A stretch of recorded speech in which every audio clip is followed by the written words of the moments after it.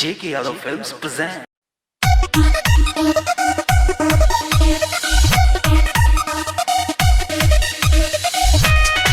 J.K. Yadav Films.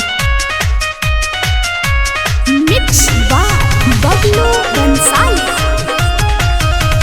20 रुपया में दुगो हार लीजिए, मंदिर में फेरा 7 बार लीजिए। ए जी सुनते हैं? ए जी 20 रुपया में दुगो हार लीजिए, मंदिर में फेरा 7 बार लीजिए। पापा जी शादी होखे ना दी पता चली तो दी मरवाई गुंडा भेजाई के। ए जी सुनिए ना, पंडित जी भी यही हैं, आप क्यों चिंता कर रहे हैं? हम सब कुछ देख लेंगे। पंडित जी हम घर से भाग कर आए हैं, जल्दी से विध पढ़िए और शादी करवाइए, समझे? ओम मंगलम भगवान विष्णु मंगलाय गरुड़ध्वजा मंगलम कुंडरीकाक्षाय मंगलाय तनोहरि। अब लड़का लड़की के गला में माला डालिए और इन्हें 5051 रुपया दक्षिणा निकालिए। ओ पंडित जी 202 रुपया लीजिएगा। अरे बकलोल, हम शादी कराए हैं ना। अच्छा ठीक है, चलो कोई बात नहीं। आप इन्हें चुपके से बगलिया में डाल दो और हमारा आशीर्वाद है, जाओ दोनों परिवार एकदम खूब खुश रहो और फलो फूलो।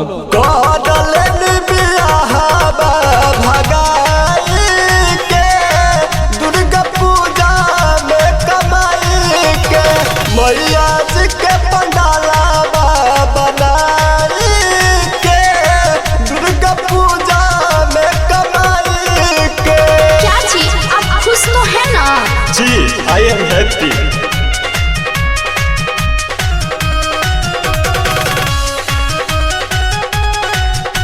J.K. Yadav Films. माँ के आशीर्वाद से तो हक पैनी हो, मिलल बफल दियरी कुंवारे में जनैनी हो। मैया दादी से बटई है गुहार हो, फलत फूलत रहे हमन के परिवार हो। सतमी हया जू खूबे बेचाई पर शादी सैया मेला में ठेला लगाई के। अरे उ सब तो ठीक है, बल्कि कहीं तार पापा जी आके प्रॉब्लम तना नु करी है। साफा डर फोके हक्का जी। हमरा तो बहुते डर लागत है।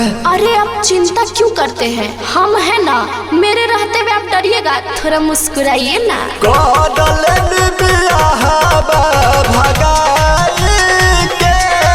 दुर्गा पूजा में कमाई के मैया जी के पंडाला बनाई के, दुर्गा पूजा में कमाई के।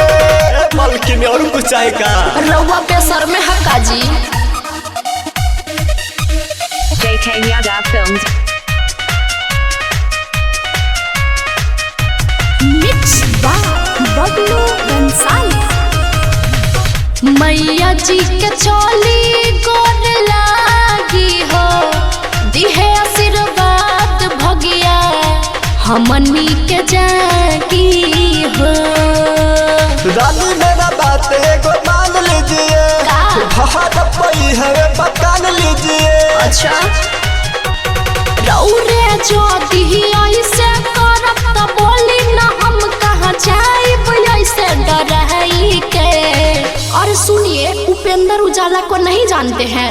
वो तो कितनों का शादी करवा चुके हैं। चलिए उन्हीं से आज कोर्ट में पेपर बनवा लेते हैं। और सोनू भोजपुरिया का भी शादी वही कराए थे ना। अरे महाराज चलिए, हम दोनों कमाएंगे और खाएंगे।